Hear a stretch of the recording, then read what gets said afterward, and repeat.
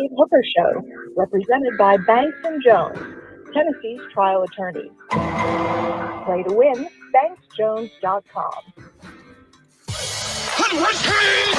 The Dave Hooker Show. A presentation of Off the Hook Sports. Objective insight, expertise, top guests. Available on YouTube, Apple, Spotify, and the Off the Hook Sports app. Download now for free. Also available on offthehooksports.com. I compute and obey. Now to Dave Hooker. Ready. Here we go. We're up and at 'em as it is a Wednesday, and suddenly it is 9 days. Is that right? Single digits? No, it'll be 10 days until football time in Tennessee. So depending on when you're watching, we're almost there. And we have quite a treat. Jimmy Himes will join us, brought to you by Ray Varner Ford. And he had some inside dish, and I love these stories on what coaches think of the Vols, opposing SEC coaches. Also, what those SEC coaches think of title contenders. So these are one of those unnamed stories where guys give you a little bit more information because they're not using their names and they don't want to be tied to that and they don't want it to be bulletin board material. Now, some regular old Joe could do that, and I'd say I don't trust him. But when Jimmy Himes does it, who's a Hall of Famer, Caleb, I tend to trust him. And there's some fabulous insight coming up. Yeah, I always trust Jimmy Himes. He doesn't know this, but he was my source for getting a lot of predictions right about Tennessee in 2017 before we knew each other. But I would cite him and I would use the information he provided and I would analyze it and I would say, this is going to happen. And I said the John Curry AD hire would blow up in Tennessee's face because of that. And boy, did I nail that one. I got Jimmy to thanks for that. I tell you what, when I read Jimmy's story on Friday, I was like, man, we could run this on Saturday and people might not see it. So I held it. I held it till Sunday because coaches dish on the Vols, and it's astonishingly good news, I thought. And these are guys that didn't want to use their name. But also, David Sanders apparently was not an NIL get, according to one Ohio State insider. What is the Vols' biggest asset anymore? I'm going to argue it's not NIL. Also, this day in Tennessee sports history, stat of the day, also QR codes on helmets. So that's something to think about as Jimmy Himes joins us right now. His appearance brought to you by Ray Varner Ford. Jimmy, before we dive into your awesome couple of stories we want to get to, what are your thoughts on QR codes on helmets where maybe we could just pay players just on TV, just QR code and give them directly our money? What are your thoughts? Not a huge fan of that. Why don't we just put, a big thing that says pilot on their helmets and pay them for that? I think we're close. Jimmy's appearance brought to you by Ray Varner Ford. There's the QR code if you want to go to his website. Ray Varner Ford is absolutely the best. It is funny, Jimmy, because I was just asking the other day as we assembled all these QR codes, does anybody use QR codes? Let me ask the two of you. A QR code you can stick your phone to and it does something and brings you to such and such. Do you guys use QR codes? I do not. Okay. I've tried them at the grocery store and I can't even get them to work there. I'm the one who should be. I don't like them either. I'm going to be honest. I like even at restaurants, and I'm a millennial. Like this should be my thing, but I prefer menus. It's just easier. It's funny though. This is the reverse NASCAR because like NASCAR, you have to wear all your sponsors to show who's paying you. Yeah. Where in this, like you just wear a QR code and they'll pay you directly. It's kind of because I've always made the joke like I think politicians running for office should have to dress like NASCAR drivers. They should wear all their donors on their suit. Like they should have to wear all the companies donating to their campaign so we could all see who's really buying them off. I mean, I don't know why you guys are being so hard on QR codes because I want to remind you, you can purchase Celebrate 98 with that QR code, the untold story behind Tennessee's 1998 national championship. So we got QR codes. If you got to use the QR code for that untold story, it's going to remain untold. I know. You can go to offthehooksports.com as well. So I'm not overselling this. This is fantastic stuff that we got from Jimmy. We want to start off, and I'm just going to make it today's tough question, if you don't mind, Jimmy. Today's tough question is now, and it's brought to you by our good friends at Ray Varner Ford. Today's tough question. Take a side. Take a stand. The Dave Hooker Show, a presentation of offthehooksports.com. All right. Well, let's just go ahead and get it started, Jimmy. Before I get to some of the specific comments, what was your overall take when you talked to coaches about Tennessee and they agreed to give you a little bit more info because their names weren't used? Because overall, I thought it was very positive. Yeah, I did too. And I will say this. I started doing this for Lindy's maybe 15 years ago. I don't know if I was the first to do it, but I know that I started doing it. And I built up a relationship with some SEC coaches who would talk to me freely if I didn't use their name. So that was in the context. I thought they're very positive about Tennessee. They liked Nico Eberle a lot. They think he's going to be a very good quarterback, very productive quarterback. The one thing that stood out to me was when one of the coaches said, I said, do you think defenses will catch up with Josh Heupel's offense? And he said, no. Basically, he said there are too many answers to what they do. They get too many mismatches against you. And as long as Josh Heupel's at Tennessee, defenses will not catch up with Tennessee's offense. I thought that was a really strong statement. Caleb? Yeah, and Jimmy, I wanted to add into that just kind of how much did they think that was about the system that Josh Heupel runs, or just Josh Heupel's understanding of the system that he runs and an ability to adjust with it? Yeah, I don't know how to. I would kind of lean toward number two on that one, his ability to adjust to it. I think there's a fine line. He runs a system that allows you a lot of adjustments, and and there's a lot of reading. Now, when you do that, your receivers and your quarterback have to be on the same page, or you could have some pick sixes. So that's a big part of this offense, and it's a timing offense as well. So you've got to. That's why it requires a whole lot of reps to be able to run it. And that's why when you get the right quarterback and the right receiver and they're seeing the same thing like Hendon Hooker did 2 years ago, you can average 46 points a game. And when you don't, you average less than 32 a game like last year. So I think a lot of it is their ability to adjust off of what you do. And I think that's one of the things that makes this offense so difficult to defend. One of the things specifically that I wanted to address that you kind of alluded to too, and I put a link to the story and the message board if you would like to read along, but you already alluded to it. One SEC coach said it's sustainable. This is a quote. Defenses have not totally caught up with it. Eventually, maybe, but not in Josh Heupel's career at Tennessee. Mm-hmm. Saying, quote, he runs the ball very effectively. It's just not throwing it all over the lot. They led the SEC in rushing in 2023. Right now, in this day and age, it's sustainable.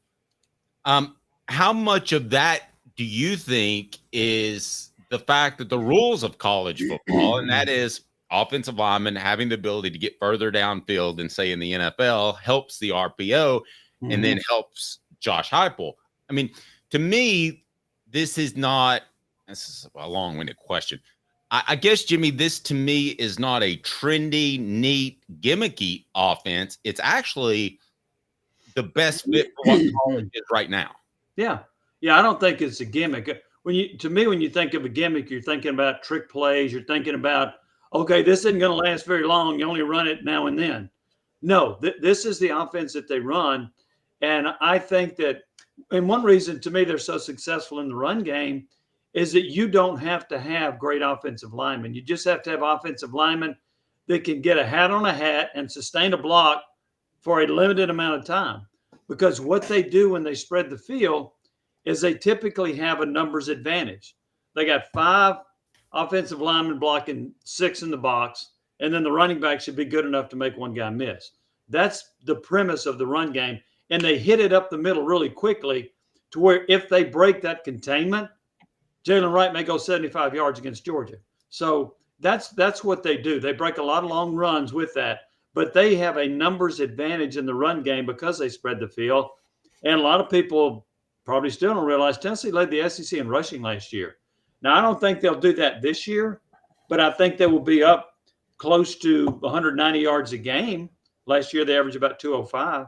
So I think they'll still run the ball effectively, which is kind of the secret sauce of this offense. And then, of course, with Nico there, I think he'll make a lot of the right decisions. He'll be accurate. And I think they will be up there around 40 points a game. Jimmy, one of the things that really stood out to me that was interesting was one coach said that they're tough to practice for. Now, on the surface, that doesn't surprise me because I remember when Bruce Pearl came to Tennessee in basketball, and I remember one of the reasons that he was so successful so early was because the SEC, every team in the SEC ran a half-court motion offense and played man-to-man, and then on a random Wednesday night, you got to prepare for this chaotic up-tempo style. But the reason this one threw me off was while Heupel runs a much faster offense than most of the SEC, it's not like most of the SEC doesn't run tempo now, right? A lot of them are up-tempo, aren't they? So it's weird that they would throw a wrench in your plan preparing for them. Yeah, a lot do run up tempo. Ole Miss runs up tempo. And so also to your point, Caleb, some of them run up tempo sporadically. It's not their entire offense like it is at Tennessee, like it is at Ole Miss. And I think the context of that comment was this is why Tennessee 2 years ago led the nation in scoring points in the first quarter. And while they were still pretty good at it last year, is that it's hard to prepare. And then once you start to get adjusted to it, you'll see the numbers on Tennessee's offense go down a little bit in the second quarter. And then it seems like they hit you again in the third quarter. But I think that was the point of it, is they come at you so fast, you don't typically practice against it. And I also throw this in there too. I think Tennessee does some pretty good game planning. So they're going to throw another wrinkle at you early, maybe a stacked alignment with the receivers, but they're going to throw something at you a little bit early that catches you off guard, which is another reason I think they're so productive in the first quarter. Yeah, and I wanted to ask you specifically about that because there's kind of a caveat that comes with that, and that's the second half. Jimmy's appearance brought to you by Ray Varner Ford in Clinton. Ray Varner Ford has incredible selection, best value you're going to find. And the game begins, you need a team you can rely on. Ray Varner Ford in Clinton's strong lineup of vehicles is crafted with the same dedication and hard work that drives our community. Step up your game in this 24 Ford Maverick Hybrid, $25,515. 23 Ford Escape all-wheel drive, $30,995. 24 Ford F-250 Crew Cab 4x4 STX, $59,757. Local you trust, performance you can afford. Ray Varner Ford, built for the game. Thank you, Ray. Jimmy, I'm curious because you brought this up just then, and that was that Josh Heupel is a very good game planner. The flip side of that is Alabama last year. Did you ask about in-game adjustments? Did you get any take on that? And what are your thoughts? I did not ask about in-game adjustments. I did ask about pre-game adjustments or pre-game game planning, but I didn't get into the in-game adjustments. So I guess part of your question is how would you rate Tennessee with their in-game adjustments? Right. I think that they do better at the start of a game and the start of the second half. But I don't know that they do as good a job in the second and fourth quarters with their in-game adjustments. I think they go in with a plan and they catch you off guard a little bit. They catch you with their tempo. And I think as other teams adjust, it slows the offense down a little bit. Now, the stats might prove me wrong. I haven't looked that up. That's just an observation I've made. So I'll give them a really high marks for their entering the first or third quarter, but I don't know that they make as many adjustments in the second and fourth. The other thing that you mentioned, it's really hard to practice against an up-tempo offense. This kind of reminds me of the old triple option. You say, oh, you never want to play Georgia Tech. but it is a different speed compared to almost every other offense in the nation. It is, and Tennessee snaps it as quick as anybody in the country. Here's one way to counter that: recruit defensive players like Georgia has, and that'll counter it. But if you're not, and Alabama's had some elite defenses. To me, though, if you are good or average on defense, you're going to have a hard time stopping or dealing with this Tennessee offense. But if you got great talent, if you got a bunch of NFL guys on the defensive side of the ball, and you're whipping Tennessee at the line of scrimmage, you can contain or stop this offense. I completely agree with that. The show represented by Banks and Jones.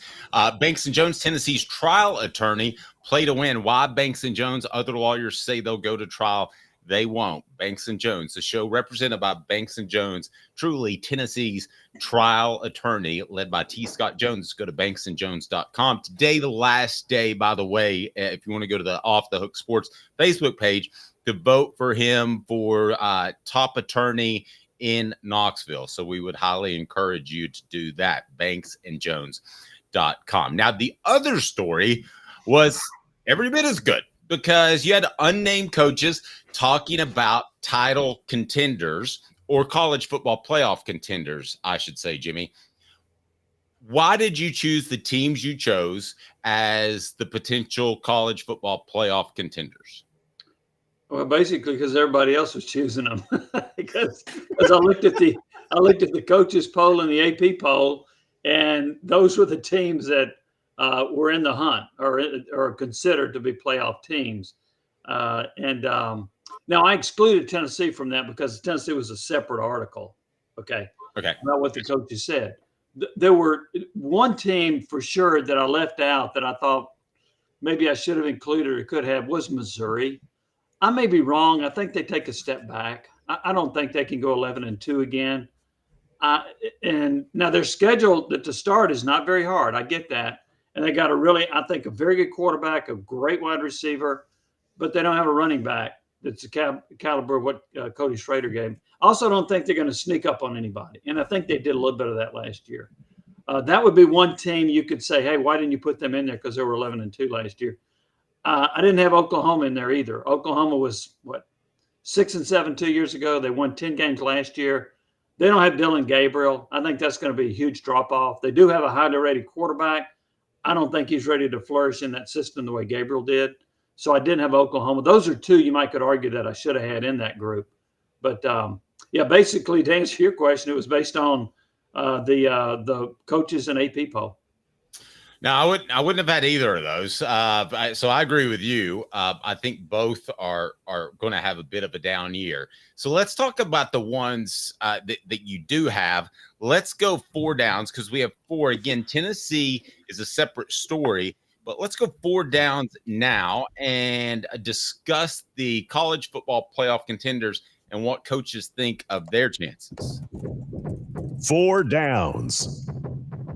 4 questions. 4 answers. The Dave Hooker Show. 4 downs. A presentation of offthehooksports.com. All right, so we get rolling with Cooper Mays. Coop, what should people do? Cooper Mays here. Hit like and subscribe. Thanks, Coop. What down? Coop here. First down. I'm going to go out on a limb and say Georgia is a college football playoff contender. What did unnamed SEC coaches have to tell you about the Bulldogs? First off, you're not out on a limb. You're on a tree, a sequoia. That they have great talent, that they have one of the best quarterbacks in the league, that even though they keep churning out NFL players that leave to go to the draft, they still have a wealth of talent there. And so, and then they got a really good running back transfer from Florida, Etienne. So they're just a well-balanced team with an outstanding quarterback, great talent, and a lot of them. I think a lot of them would argue with you. Georgia has the best talent in the SEC, and that perhaps only Ohio State challenges them for talent on the national level. Yeah, And it's funny, Jimmy, you talked about, I see a lot of comments about Georgia's talent, and it seems like people are praising Kirby Smart for adapting to Nick's, one quote was he adapted Nick Saban's personality. Do you think coaches in the fraternity are being unfair to Smart as seeing him as another clone of Nick Saban? Because let's just be honest, if Nick Saban's clones worked, there'd be a bunch of other national championship coaches all over college football, and there aren't. It's just Kirby Smart. Yeah, let me try to separate those if I can. So I think what Kirby Smart did was he adopted a lot of the same philosophies that Saban had about recruiting, about your practice habits, about your game planning, and so forth. But what they also said was, unlike some of the other Saban disciples, he didn't try to be Nick Saban. He was his own personality. Two guys that failed at it that tried to be Nick Saban, Tennessee could tell you about them, Derek Dooley and Jeremy Pruitt. They came in and tried to act like Saban without the resume, and that didn't work. And actually, very few Saban disciples have done well, Kirby Smart the exception, because they keep trying to act like Saban, and they're not Saban. And he's kind of gruff around the edges there a lot. So if you don't have his cachet, then a lot of these players aren't going to listen to you. So I think if you separate the two, but as far as, yes, he adopted a lot of the system of what Saban ran successfully, but he's also been his own person. And I think that's been one reason he's succeeded where other Saban disciples have not. Okay, let me ask you this, Jimmy. One attribute that he had best have in common, I believe, with Nick Saban is Nick Saban's ability to adjust. Mm-hmm. And the most obvious example would be hiring Lane Kiffin. Nobody thought that was going to happen. Does Kirby Smart have that? Because he's at a point where I think off-field issues and discipline have become something he needs to be concerned about. Do we know if he has the ability to adjust to some things that maybe aren't working at the current time? On defense, I would say absolutely. I think he's got great players, but he did it at Alabama. And in fact, they demoted at least one or two defensive coordinators at Alabama to give the job to Kirby Smart because he was so good at that, and Saban recognized it. Offensively, I think he's adjusted some. He doesn't just ground and pound at Georgia, and he's thrown the ball around. Heck, even Stetson Bennett threw it around a little bit when they needed to. Carson Beck's one of the best quarterbacks in the country, I think. So he will throw the ball and open it up a little bit more and not be as conservative. How well does he adjust on offense? That's hard for me to answer. He doesn't do a whole lot different than what people do, except I think he really gets really good players. And if you're really good, I think you can be a little bit more vanilla on offense. You just have to execute. And if you do that, you'll be pretty good against most defenses. Let me set you up for the next team, Caleb. There are actually 5 contenders, so we're going to have a 5th down like the old Colorado days, if that's okay, Jim. Yes, Colorado would appreciate that. Second down, Caleb. Super Maze here. Second down. All right, so Jimmy, I want to go. You started on this with Alabama, and it does seem like there's a lot of belief in Kalen DeBoer, but there's something that stood out from a quote because this coach, whoever they are, is saying what I've been saying, which is that they are a little concerned about how Jalen Milroe fits with Kalen DeBoer's offense because it said Jalen is a different style quarterback than Michael Penix Jr. But he did say he doesn't think that will be a factor. So I guess my question is, where do you think coaches see this? Because I still think as good of an offensive coach as I think Kalen DeBoer is, he does not. He coaches pocket passers. He doesn't coach first read and run quarterbacks like Jalen Milroe. Yeah, and look, I'll admit this. When Kalen DeBoer started out coaching at a small school in South Dakota, I have no idea what his quarterback did. And then he went to Fresno State. To be honest with you, I don't know what he did. I know what they did at Washington, and that was he had a very accurate passer, and he threw it all over the park, and they were fantastic. I think that's a challenge for him, though. Milroe is not a pocket passer. He has got to run the football to be successful. Maybe a little bit. He's more like, for example, Jalen Hurts than Tua Tagovailoa. So I think that is going to be a bit of a challenge for him. And maybe he's up to it. Maybe he can handle that. One coach is very high on his ability to coach, and so he thinks he'll be able to adjust with Milroe as his quarterback. But now if he's smart, he will design the offense around Milroe's skill level and not try to make him a quarterback that throws 40 passes a game. All right, let's go to the next down. Coop, where are we? Tennessee center Cooper Mays here. Third down. Thanks, Coop. Texas. Of all these teams, I have the least feel for Texas. Of all the contenders, I could see them going either direction. Now, as far as some unnamed coaches and what they told you, Texas, this is a quote, Texas is at the point where they reload like Georgia, Alabama, and LSU. They're close to being able to win the SEC. And yes, they're a college football playoff team. So that should answer my concerns. It seemed like the coaches were very high on Steve Sarkisian and Texas. Yeah, and I'm not ready to put Texas in that reloading at the Georgia-Alabama level, in part because their one-loss record wouldn't suggest they've done that through the years, right? Right. I mean, last year they had a great year. The year before they won 8 games. The year before, I think they may have even had a losing record or right at 500. So I'm not sure if I would go there. I do think they have a very talented team. I think they have a really good quarterback.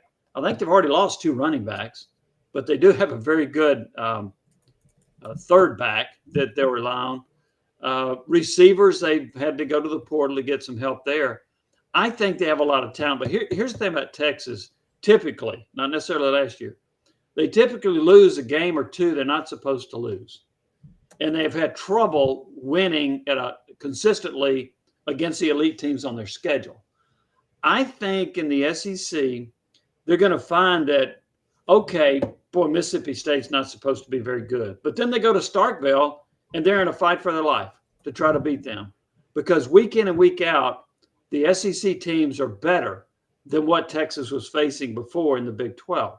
So I could see somebody along the way upsetting them. I do think Sarkisian's a terrific offensive mind, and I think that he has rehabbed his way into being a really good head coach. So I think they're a very good team, but I got a sneaking suspicion they're going to lose a game, maybe 2, that you don't expect them to lose.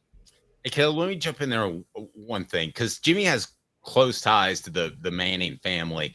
If I made you bet a week's pay, and you're retired, so I don't know what that is, but if I made you bet a week's pay, that Coop Manning ends his career at Texas or not, what would you bet?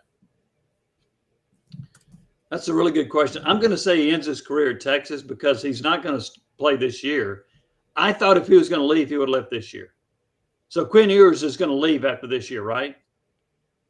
You think? Yes. And March Manning's going to be a quarterback for the next 2 years. So I'm going to say he stays. I also think they have the Manning family, has a very high opinion of Sarkisian as an offensive mind and as a quarterback developer. So I think he's going to stay at Texas. He's actually, he's done a lot with his career where I thought it was over with all that happened at Southern California. Set you up right now, Caleb. 4th down. All SEC center Cooper Mays here. 4th down. See, Jimmy, do you notice how Cooper gets a little bit better? He's just Cooper at first, and then by the end, he's all SEC center. Yeah, and his tempo is really good. Yeah. His excitement level is through the roof, too. Right. He's like, you really want me to record this? Yes, it'll be funny. Go ahead, Caleb. So, Jimmy, we'll go to LSU on this 4th down because it seems like the questions about LSU from coaches are the same ones I have, which is I'll just tell you right now, I thought LSU was poised for a dynasty with Brian Kelly because this is the first smart coach they've had since Nick Saban. And I was like, the potential is unlimited in that state. But it's after year 2, Brian Kelly, who started his career as a defensive coordinator, has totally mismanaged this defense. And he hired a new defensive coordinator. You bring up they made a great move hiring. One coach said they made a great move hiring a defensive line coach. But it seems like coaches are it seems like they don't know what to make of LSU's defense this year and whether or not they're going to improve. They seem as lost on that as we do with all the staff changes they've made. Yeah, Davis, the defensive line coach, one of the coaches I talked to is extremely high on him, thought it was a great hire for LSU to get him.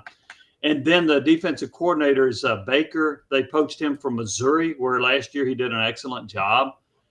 So that's going to be the key. The key to me is coaching on the defense. They had a lot of bust a year ago, and they may even had players playing out of position like Harold Perkins. But, Caleb, I think they have the talent. Now, I don't think they have elite talent. I don't think it's Georgia elite, but it's really good. And you can't – it's hard to screw it up in at LSU because of all the players that come out of Louisiana. So I think it had more to do with scheme than personnel. And so I see a much improved LSU defense, not a championship level defense, but a much better defense than they had a year ago. Okay, Coop, what down? This is Cooper Mays. I'm the coolest guy in the world. It's fifth down. They're like, that is total bullshit. Okay, for the record, the guy we're going to name, the school we're going to name on fifth down is led by a head coach who, if anybody could finagle getting a fifth down, it would be this guy. It is Lane Kiffin. And I don't make it a habit out of reading your stories, Jimmy, the full thing during the show, but I'm going to read a good bit now if you can bear with me. You said, quote, from one coach, what Lane Kiffin has done at Ole Miss is magical. Lane has put all his marbles and money into this year. He's done as good a job as anyone in college football, the way he's turned that program around. If he gets into the 12th college football playoff, it's one of the greatest jobs in college football. Remember, Ole Miss never won the West and hasn't won the SEC since 1963. Skip down a little bit. Quote, there's so much turnover there in terms of players, it's hard to win consistently at a high level. Lane Kiffin will give some people fits, but 2 or 3 times a year, Ole Miss doesn't look like the same team, to be honest. Continued quote, every portal guy that comes in brings his culture with him. He doesn't always adapt your culture. What kind of effect does that have on the locker room? Michigan State 1 year struck gold. The next year, disaster. That's just not sustainable, Jimmy. And it makes me think that Lane Kiffin's not going to be at Ole Miss the moment he has success, which could be this year. Yeah, I think he would look for a better job if he can find one, and he's positioned himself to do that. Ole Miss's football history, they've had very, very few 10-win seasons. And Kiffin's has he had 2 at Ole Miss, 10-win seasons? Yes. That is a heck of a job at Ole Miss. Now, having said that, my opinion of Kiffin, and this, I understand this goes back to 2009. He didn't give a rat about culture. He cared about talent. So he was in the portal. I think he looks out and I'm going to get the best players I can. And he doesn't worry about culture. He then coaches them and tries to get the best out of them. But when you do that, you could run into some people that don't fit your culture, that create dissension in the locker room. Here's another thing about Ole Miss. How many big games have they won in the regular season? How many times did they beat Alabama under Kiffin, or Georgia under Kiffin, or LSU under Kiffin? Now, I'm not saying he's been shut out, but I think what he does, he rarely loses to somebody he's supposed to beat, but he has not fared really well against the elite teams on his schedule. Is this the year they do it? Maybe. And they lost a great running back. He went to Ohio State. But he's also fortified his defense. His defense is pretty good. So I'm just curious, can they get over the hump against the best teams on their schedule? I'm going to cheat right quick and look at their schedule. That would include LSU in Baton Rouge, Oklahoma at home, Georgia at home. Those would be the 3. If he can win one of those, I think he's got a good chance to be in the college football playoff. Jimmy, last thing, I know we're keeping you long. If you could just rank those, and include Tennessee if you don't mind, rank those teams as in terms of likelihood of making the playoff. Well, Georgia's number 1 on that list for me. I'm gonna, even though I've mentioned I think Texas is gonna have a stumble along the way, I would go Texas just because I do think they have outstanding talent, a very good quarterback. Next on my list, I'm going to probably go with Calhoun DeBoer in Alabama, since he's done such a great job everywhere he's been. He's a very confident guy, and I think he's going to get them in the playoffs. My next one is, I'm going to go Ole Miss. That would be my next one. Even over LSU. Yeah, over LSU. Okay. Yeah. LSU scares me a little bit. Now, I'll say this. I think Garrett Nussmeier, quarterback's really good.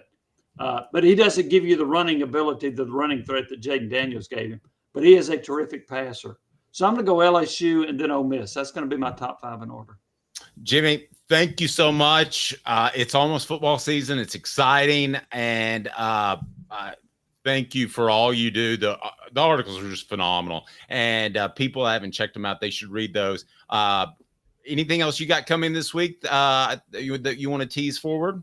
Yeah, we've got so on my podcast that I'm doing on Full Disclosure on the Rewind, this part 2 of Tim Irwin. I mean, part 1 where he told me that he wanted to go beat up Johnny Majors after Majors told him he wasn't good enough to eat in the mess hall. I thought that was pretty interesting. So we got part 2 of that. The next one I've got, I know it's not football, but the next one is Ben Testerman. He's the best junior tennis player the state of Tennessee's ever seen, one of the best junior tennis players ever. The U.S. Open tennis tournament's next week, which is where I'm going to be. We're going to run that next week because it coincides with the U.S. Open. And then after that, we're going to be football-centric with a lot of our interviews on the Rewind. I know you've always wanted to go to the U.S. Open. That just seems like the coolest darn event. I went a year ago. Oh, you did? Really enjoyed it. This will be my second trip. And I can't wait to get up there. You're going to see some fantastic matches. And then I went to a night match. And let me tell you, I know that football fans like to engage in adult beverages. Well, at the U.S. Open in tennis at night, they really like to engage in adult beverages. So it made the atmosphere kind of fun. Yeah. I'm looking forward to that. I'll be up there about 4 days. I'm going to go to tennis twice, but I'm looking forward to that, and it should be a fun trip. Any other columns coming up for Off the Hook Sports that we should keep an eye out for? Yeah, I've debated whether to break it in 2. I'll talk to you about that later, but I've got comments about the non-college football playoff teams. And there's some really interesting comments, and there's some biting comments as well, which if I use their name, they would never do this. So, yeah, they're a little bit braver. It's like some people behind that fake Twitter names, but yeah, so you've got a bunch of this. And I really thought kind of the flip side that people were incredibly complimentary of Josh Heupel because you don't want to give your opponent credit, but I thought they did that because they didn't have to use their names. Kind of the flip side. You usually get the bad stuff when they don't have to use their names, but you got a lot of the good stuff about Josh Heupel because they didn't want to use their names. Yeah. And so, but that's a part of it. And I've been using the same coaches for many, many years. I just hope they don't leave the SEC. So I have to develop new sources. All right. buddy, I've kept you too long. Have a blessed day. We certainly appreciate it. And tell that grandson Orion we said hello. I will. Thanks, guys. Y'all have a great day. Jimmy's appearance, as always, brought to you by Ray Varner Ford. When the game begins, you need a team you can rely on. Ray Varner Ford in Clinton's strong lineup of vehicles is crafted with the same dedication and hard work that drives our community. Step up your game in this 24 Ford Maverick Hybrid, 25,515, 23 Ford Escape all-wheel drive, $30,995, 24 Ford F-250 Crew Cab 4x4 STX, $59,757. Local you trust, performance you can afford. Ray Varner Ford, built for the game. If you haven't heard of Sports Treasures yet, North Knoxville, over 35 years, Knoxville's oldest card shops, over 5 million sports treasures, a ton of Tennessee memorabilia as well, including that Celebrate 98 book that some guy named Dave Hooker wrote. You can pick that up there. They have the best in sports memorabilia on Facebook. Follow it, Sports Treasures TN. That's Sports Treasures TN. Also, they're part of our Hooker's Corner, in which just over my shoulder. Can you see that, Caleb? Can you see that orange helmet? Yep, I see it. That orange mini helmet is autographed by Joe Milton, who's going to be the starting quarterback of the New England Patriots. You can join, be a part of Hooker's Corner. There's your QR code, Oklahoma State style. If you want to go ahead and be a member, we'd greatly appreciate it. And I've got good news. The Tennessee versus the NCAA shirts are in.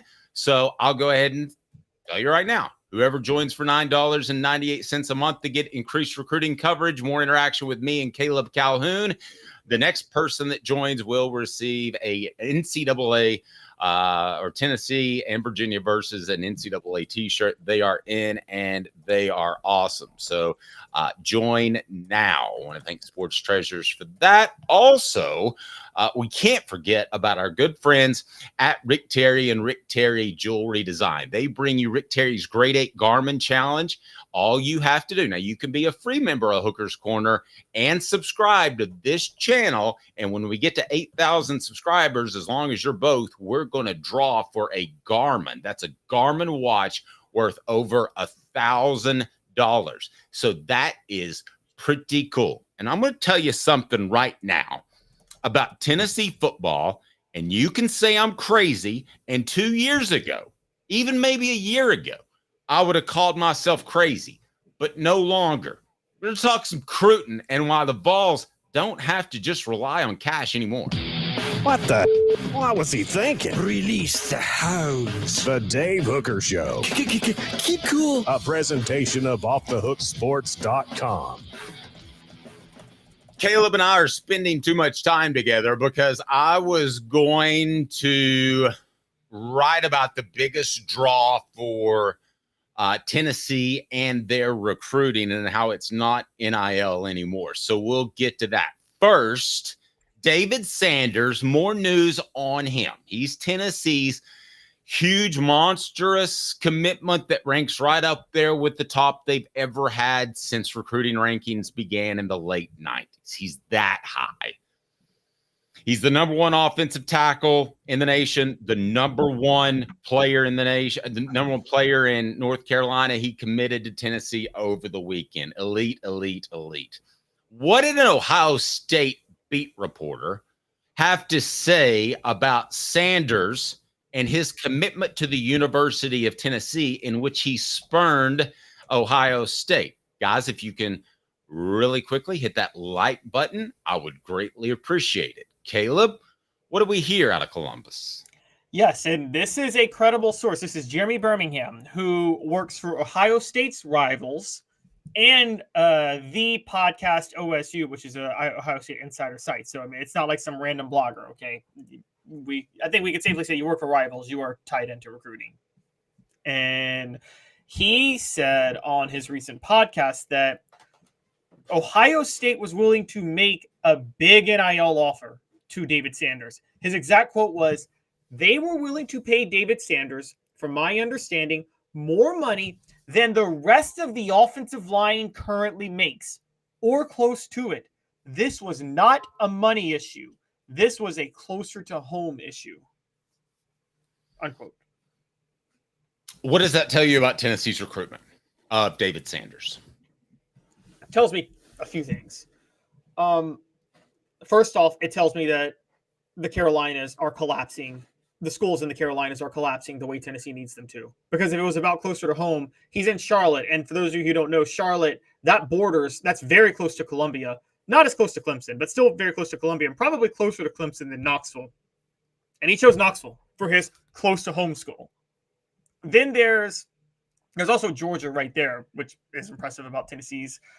So there's a culture factor, obviously, because it could have been as close to home going to Georgia as he did going to Tennessee. I mean, I don't know. You may know the differences. Is it 4 or 5 hours between Knoxville or Athens to Charlotte? It can't be that much of a difference in terms of the close to home factor. But he chose. I'm sorry? It's about 4 hours to Knoxville. I imagine it would be about 8 to Columbus, but I don't think it's distance. No. Go ahead. Yeah, no, I didn't say. I was saying Athens because I was saying it's probably only about 4 hours to Athens. Okay. What I'm saying is that they're saying it's a closer to home issue. There's a lot of other schools that compete for Tennessee closer to home, if that's a factor. And he chose Tennessee over all of them. That's a huge deal. That shows that Clemson is falling, South Carolina is falling, and Tennessee's got a culture to beat out Georgia if proximity to home was the factor. Do you mean to give you the number one reason? And I believe this with all my heart. And you have at times made fun of me for using this word, kind of like I've poked fun at you for using the word generational. I think you and I probably both use generational. I mean, Nico could still be like, He could win the Heisman. I don't know, it's generational. But, well, that would be generational. It's culture. Caleb, I'm telling you, and I know it's innate, and I also know a little bit about you, and you've been in work environments where culture wasn't so great. I've been in environments with a 4-letter network that wasn't so great. It's culture, Caleb. I believe that is Tennessee's #1 recruiting advantage. When kids show up, when David Sanders showed up, he felt a part of the family early. Now, that's my second factor, early evaluation, because those relationships were built. I'm going to go ahead and tell you right now that, and we wrote about it on Thursday. If you're a member of Hooker's Corner, you knew it. I don't think Tennessee was ever in danger of losing David Sanders. I think, as a matter of fact, they encouraged him to look around, look at other places, because there's no way they had the same chemistry offensively at Ohio State, for instance, with Chip Kelly now installing his offense. There's going to be some change there. Basically, I don't know what Tennessee could have done to lose David Sanders. And I would even say this. Let's say Tennessee has a disappointing 8-win season. Well, there are a lot of programs, such as Southern Cal would be one. I think there's a good chance Alabama could slip to that level, that I'm going to try to poach their guys if I'm Tennessee and they slip. I think Tennessee could slip to 8-4 and not affect their recruiting. That's how strongly I feel about the culture they have going on right now. Yeah, Look, I don't want to dismiss the culture, but I don't think culture ever wins out in recruiting. I think there were business reasons too, even for the most sentimental guys like David Sanders, who does want to stay close to home. I think there's the factor that he's looking at Tennessee's roster, and the dude could start at right tackle by his second year at Tennessee, maybe even his first, honestly, if he wants to.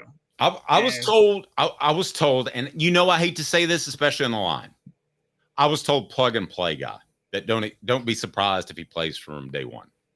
Yeah, and I think that was a selling. And you've known me for how long? 2, 3 years? Yeah. Okay. You've read my stuff for hopefully a long time. And you'll know me for 10, 20 years as we grow this thing to the biggest media agency in the world. But you will never hear me say this guy's a plug and play at left tackle. But never. I think the plan is to take Lance Hurd, slide him to right tackle, and David Sanders is your left tackle. How insane is that? No, you're right. That's incredible. And I think you're absolutely right. That's exactly what was selling to Tennessee. Also, culture, there was friendships and relationships. George McIntyre is a friend of his, and George McIntyre was trying to recruit him heavily. You're right. The early identification is part of the culture, to be fair, because they make you feel at home before you're famous and a 5-star. And the other part is, and this is very underrated, that the system. I think the system is a selling point right now to a lot of offensive linemen who are starting to realize, hey, this Darnell Wright guy was a top 10 pick in the draft. And Dave, tackles, Josh Heupel's system, the tackles aren't as important, but they don't make tackles look bad. You ever notice that? It's hard to look bad as a tackle in Josh Heupel's system. As an offensive tackle? Yeah. What do you mean it's hard to look bad? I just think they've been good. Maybe, but I think a lot of the blocking schemes and things like that make it hard to look bad as a tackle in Heupel's system because the quarterbacks get rid of the ball so quickly, and it's about blocking, putting a hand on a guy and blocking schemes more than it is maintaining your blocks while a quarterback drops back and goes through his progressions. Okay, that's fair enough. I want to remind you, portions of the program brought to you by our friends at Medicare Misty. By the way, the poll question as of right now, what team won't make the college football playoff? I went with Jimmy's top 4: Alabama, Georgia, Ole Miss, and Texas. You can imagine which one leads with Lane Kiffin being in charge. Ole Miss, 59%, won't make the playoffs. Alabama at 22%. Texas at 20%. I want to give you another reason why David Sanders picked the University of Tennessee. Portions of the program brought to you by Medicare Misty. And I remind you, she is licensed in 40 states. So wherever you're watching, she can probably take care of you. And there's no charge for her services, Medicare Misty. 19 years this year. I've been in the community since 1993. You're getting a lot of information. Unlike when you were working, they made the choice for you. Now you have to make the choice. Come to us and let us help you make it easy. Call Medicare Misty, MedicareMisty.com or 423-777-5577. Let us help them sleep at night. And we call her Medicare Misty. Licensed in over 40 states, support our sponsors there. That's why we're here. I'll give you another reason.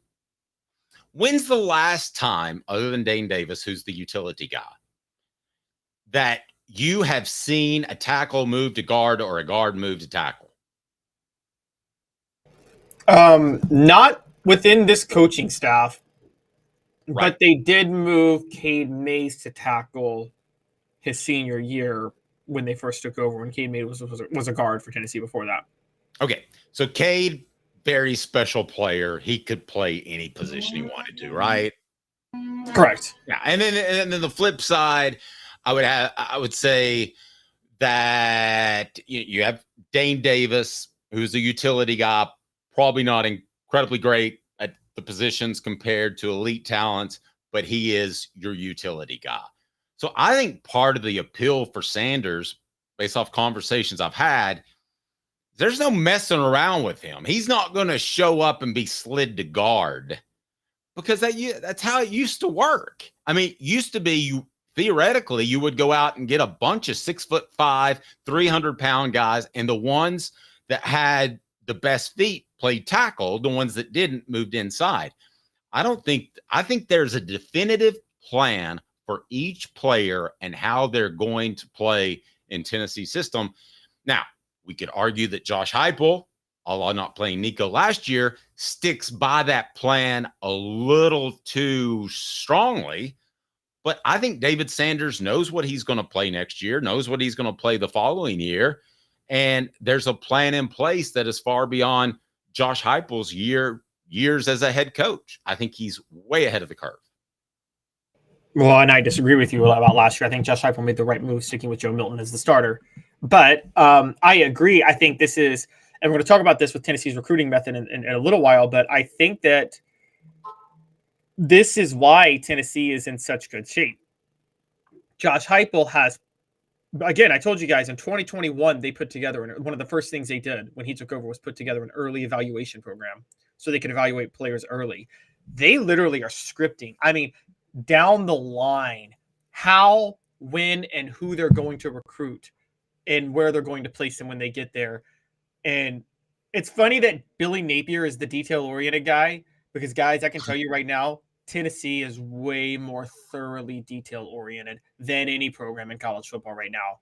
They are detail-oriented from NIL to how they're going to use recruits to when they're going to identify them. They have put a lot of resources, and this is a big thing.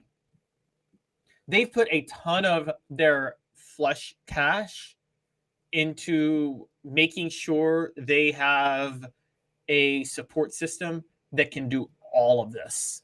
And it was built, you guys remember the whole Butch Jones brick by brick? Oh my gosh. It was like, you heard that all the time. Tennessee, literally within a year, with the way they put their sports staff together, has the most solid brick foundation in college football right now with how they're recruiting and identifying targets. Brick by brick. By the way, I was told an interesting story about Butch Jones. Who wants to hear that about that brick commercial? Remember when he's laying the brick? Yep. Oh, I remember that. You want to hear an interesting I want to hear story? it. I want to hear it. Okay. Like a really funny story?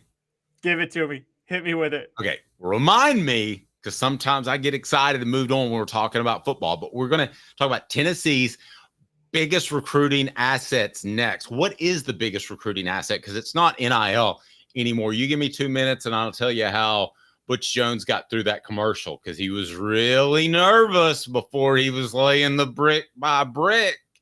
So there might have been a neighbor with a downstairs bar. Hang tight. 5th year, the second and third generations continue Joe Neubert's commitment. His vision of what this business needed to be, we still try to live up to that. If we wouldn't put our family in it, we're not going to put their family in it. If you're going to say that you're doing the best work in Knoxville, now saying it's one thing, producing it and providing it's another. The largest family-owned collision center in Knoxville is Joe Neubert Collision Center. Hi, I'm Rick Terry, and we at Rick Terry Jewelry Designs pride ourselves in the highest quality craftsmanship from a family-owned business here in Knoxville for over 35 years. At Rick Terry Jewelry Designs, we also take pride in being an affordable option for all your game day accessories, especially those fire opals. At Rick Terry Jewelry Designs, we want to be your jeweler every day and especially on game day. Go Vols! Hi, Mike Davis here with City Heating and Air, reminding you to always dare to compare. Our team provides quality local heating and air service, installation, and maintenance across East Tennessee. We use only the best equipment like American Standard heating and air conditioning for your residential, new construction, or commercial needs. Honesty, dependability, and customer satisfaction have been the cornerstones of our business since 1961. City Heat and Air. Dare to compare. When the lights turn on and the game begins, you need a team you can rely on. Ray Varner Ford & Clinton's strong lineup of vehicles is crafted with the same dedication and hard work that drives our community. Experience quality and value in this pre-owned 2023 Ford Expedition Limited 4x4 $67,950, 2017 Ford F-150 Raptor SVT $41,950, 2023 Ford Escape ST Line $28,940. Local you trust, pre-owned vehicles you can afford. Ray Varner Ford, built for the game. The Dave Hooker Show, represented by Banks & Jones, Tennessee's trial attorneys. Play to win, banksjones.com. You're listening to The Dave Hooker Show, a presentation of OffTheHookSports.com. The internet is full of pictures of each and every one of you. Available on YouTube, Apple, Spotify, and the Off the Hook Sports app. Download now for free. Is there nothing you people can't do? Also available on OffTheHookSports.com.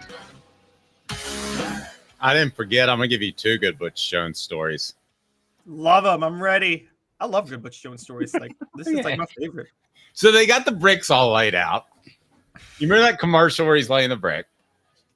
Mm-hmm. And brick by brick. He's laying the bricks out, and they got the mortar and all that. He is nervous. Okay, so I mean, this is, you got to remember, he came from Cincinnati, so this is big time football. All of a sudden, there's television production crew and everything. So a neighbor said, wait, he said he was ready because he came from a pro town. Yeah, sure. And so he was so nervous that a neighbor said, "Well, why don't you come over to my house and I'll fix you an old fashioned or 8." So in that commercial, it's estimated that Butch Jones' blood alcohol level is probably about 0.12. Really? And I'll give you another one. Does anybody remember? Who thinks that's funny? Does anybody remember? You may have been, some of you guys may have been invited, if you're donors, that you could go up and meet Butch Jones. Okay, so you meet Butch Jones. You realize that he's incredibly short, which is fine. There's nothing wrong with being short. But he made sure that you could only take pictures out in the suite so that he could step up on one step while you're on the ground, and he looks to be almost as tall or taller than you. Oh, my gosh. I did not know that. I did not know that. Oh, my gosh. How great is all that? Oh, that's so embarrassing. That type of insight you just can't get anywhere else. We still love Jacob Warren. Jacob, what should people do? What's up, everybody? This is Jacob Warren asking you to like, subscribe, and share. Dave needs this. I do. All right. New poll question. Here we go. What is Tennessee's greatest recruiting asset? I'm giving you these options because we're not going to get into playing time and legacy and all that stuff because that's very individual. But as a whole, culture, facilities, playing style, NIL. Go ahead and vote right now on our YouTube page. Caleb, what's number one? It's NIL. It's NIL. And it's not NIL and what you can offer the player up front. And I have to be clear about this. And this is what I talked about with support system. It's not, oh, Tennessee offered this player $800,000 and the other school offered them $600,000. No. With these top-notch players, and Dave, you know this, recruits are smarter than we give them credit for. They're not doing what you quoted Calipari as saying don't do. They're not tripping over nickels in search of millions. They know they're NFL draft picks long-term. They're thinking more. So they're not going to waste $100,000 at this school or that school. They are thinking more about what school is going to develop them the best and things like that. Where the NIL is, that's still a lot of money, though. I mean, again, if you're talking about the difference between 100 and 200,000 for a family that brings home $80,000 a year, I mean, that's still a factor. I'm kind of supporting your point. Go ahead. Yeah. So, but it's the depth of NIL for Tennessee is the selling point, which is to say that their NIL plan goes far beyond what they can offer you on the front end. And I think that is the selling point, which is, look, I've been in negotiations. I was in negotiations with Dave. I was in negotiations with other people. One of the things that sold me with Dave, I'll tell you guys straight up, is he told me, this is what I can do for you now, and this is what I expect to be able to do for you in 3 years if we get this thing going to where we want to go, and this is what I expect to be able to do for you in 5 years if we get this going where we want it to go. That is how Tennessee is approaching recruits right now. They're not just saying, I can do this for you right now. They're saying, here's what I can do for you if you do your part to help us get to this level next year and the year after that and the year after that. That's the NIL that no one talks about, that Tennessee is far ahead of everybody else in college football on that front. Can I tell you how important this culture is to the point that it pissed a lot of people off?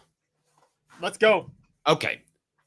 The culture is so important, and the history of this program. And guys, I want you to listen to me really closely. And then I want to go to Elias's point. NIL opens the door, culture finishes the drill. I'm going to twist that a little bit. There are a lot of former players that were asked to come back to celebrate the 25th anniversary of the 1998 team that weren't too keen on it because the previous coaches treated them like trash. Derek Dooley, you had to call ahead and get some sort of pass to get in. Butch Jones, you knew he was a doofus. Jeremy Pruitt had so many things going on that he didn't have time to go out and hire other. He didn't have the wherewithal to hire other people to handle these sorts of things so that you bring the 98 team in. They're going to have a Champions Week this upcoming year. That is culture too. Having the fact that Josh Dobbs still loves you, even though things didn't go well, that the 98 team still loves you, even though it's been 25 years. That all feeds into culture. So Elias said, and you can vote on our YouTube page, Elias says NIL opens the door, culture finishes the drill. Not to get in semantics, but I think culture and early evaluation and early relationships open the door. And I think NIL is an obstacle that doesn't exist. Maybe David Sanders went and shopped himself around. Maybe Ohio State offered him more money. Maybe Tennessee matched it. But if it was comparative money, I think the culture would win out. That's why I think culture is Tennessee's greatest recruiting asset. You can vote on our YouTube page right now. Culture at 66%, playing style and NIL at 17%. So we didn't factor in playing style, but except for defensive backs, this playing style is pretty much fun for everybody, right? Yeah, I mean, that's why defensive ends are going to – playing style is unique to certain positions where I've told you guys, as edge rushers are taking a discount to go to Tennessee right now. They are going to Tennessee for less money because they're seeing what they're doing with other players. More than even receivers or quarterbacks. Jordan Ross is at Tennessee because he saw Byron Young and James Pierce. Let's call it what it is. That guy in any other era is ending up with an Alabama under Nick Saban or Georgia under Kirby Smart. So culture gets you in. I'm not denying that, Dave. But see, we're kind of saying similar things, though, because what you say is about culture, I actually think is part of Tennessee's NIL recruiting method. You're talking about the early evaluations. Their early that's their support system where they are evaluating kids. And guys, go look it up. They're doing their research on kids when they are freshmen in high school.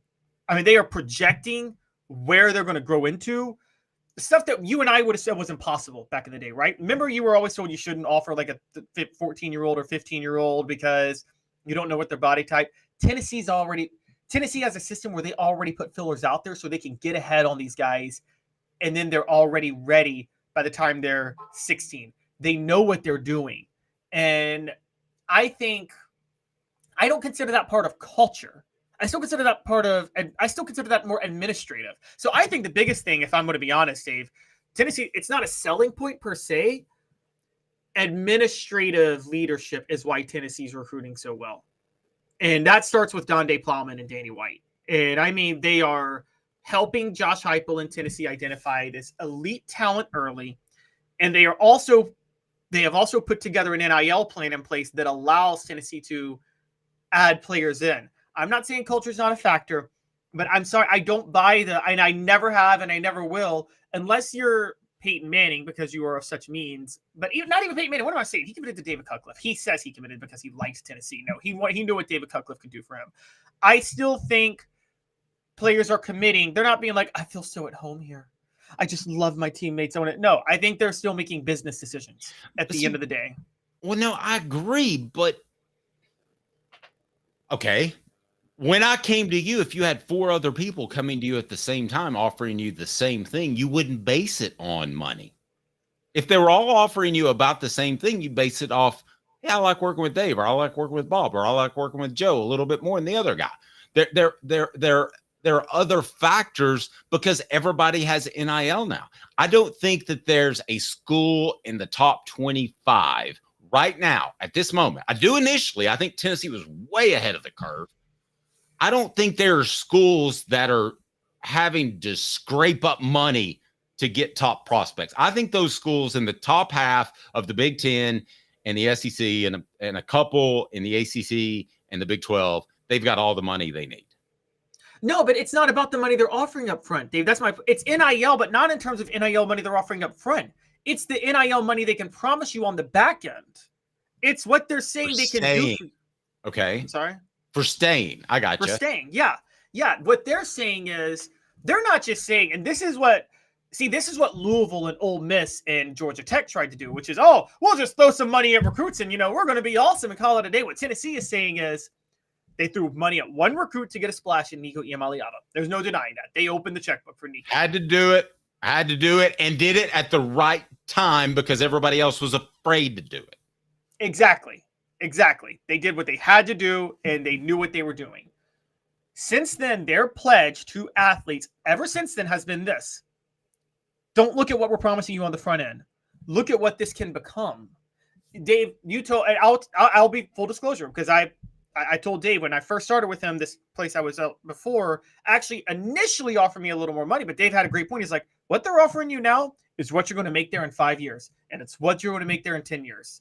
And I had to take a leap of faith with Dave that what I'm getting with him is that's not the end all be all. This is where I am now. But he laid out a vision and told me this is where we can go with this company. And this is what you can get out of this. That's what Tennessee's doing with these athletes. They're saying, yeah, we're offering you this now. But this is where we can go. And guys, for the record, Dave's delivered on everything to this point with me. So it's well, I appreciate that. And we wouldn't be what we are without you. But I would say this too, to your point, and maybe I undervalued that a little bit. If all you got to do is go to Cooper Mays, I don't know what Cooper's making, but I think it's strong 6 digits. I'm completely guessing. He's never told me on or off the record. Okay. I do not know, but you go to the center, the center's usually not the highest paid player on the team, but he's busted his rear and he's put on like 30 pounds of muscle and he's changed his entire physique. And he turns out to be one of the most valuable players on the team. And I guarantee you he's getting strong 6 digits. You want to look at James Pierce. I know he's making $1 million.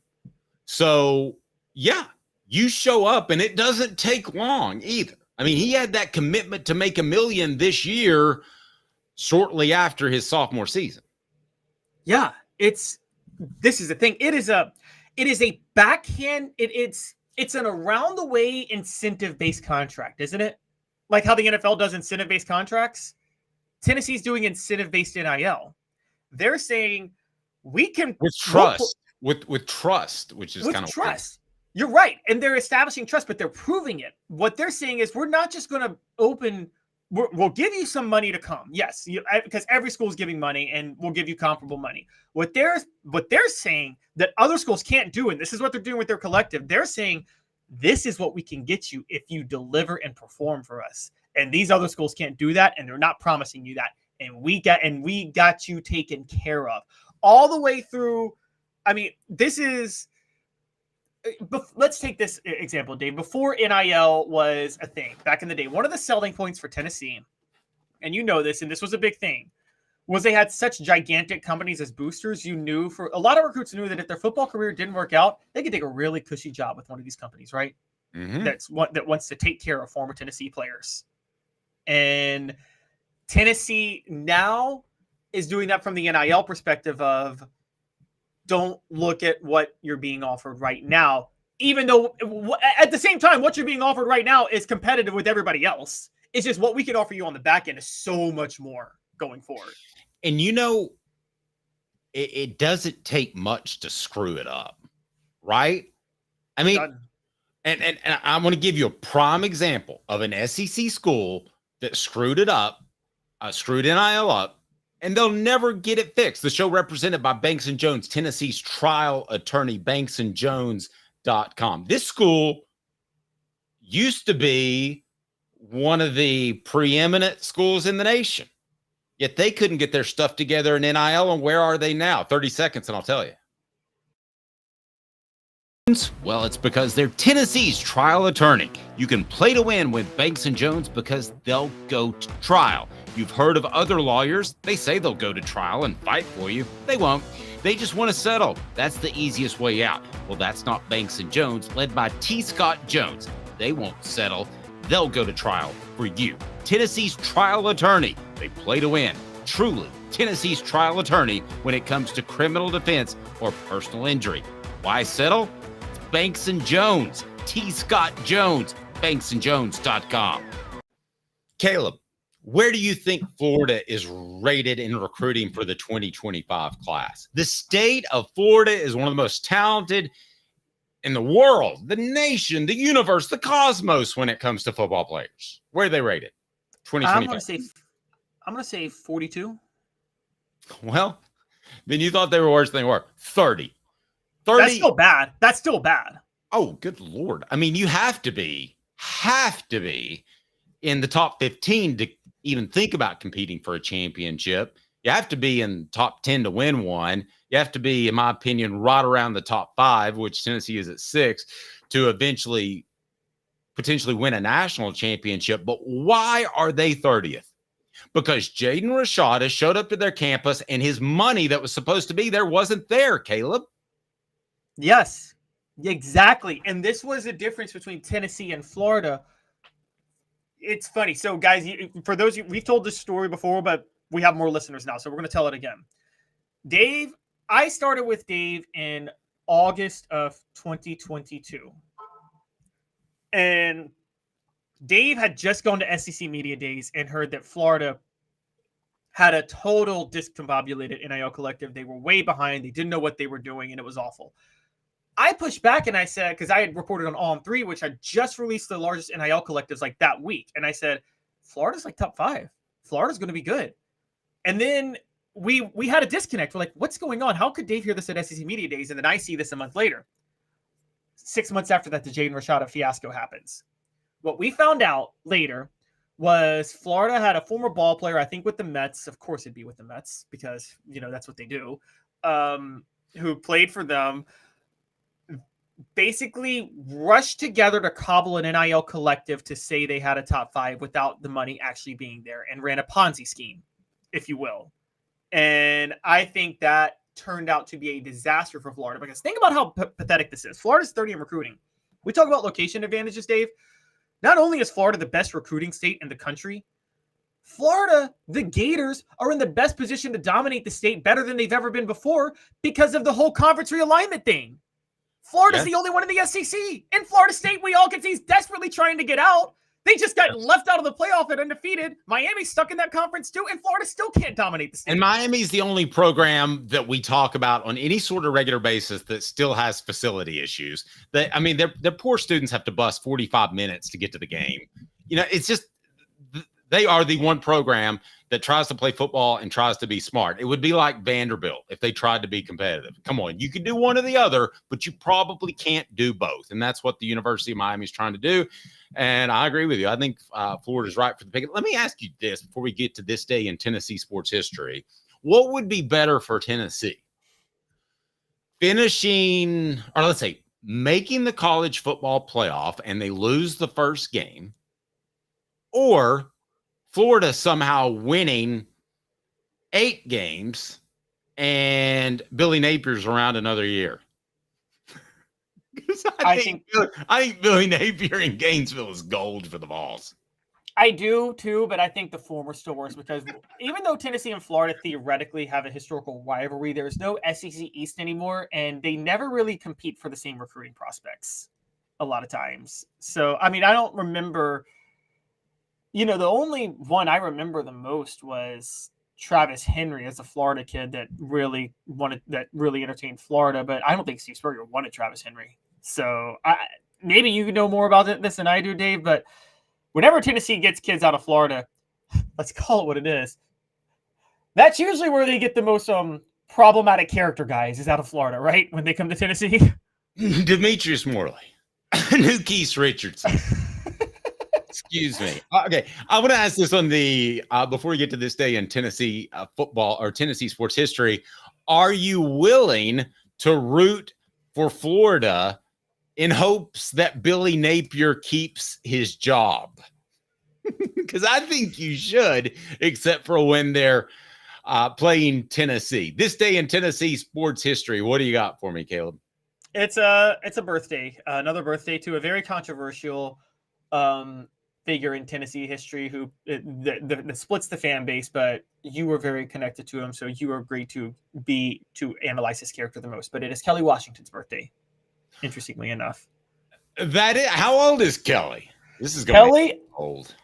Kelly, I believe, is now, let me double check, but if I'm not mistaken, he is 45. Yeah, he's 45. Are you kidding me? No, 45. So I thought you were going to say early 30s. Time flies. You mentioned a name. You mentioned a couple of names recently that were actually bigger distractions on that team. Kelly Washington did all the celebration.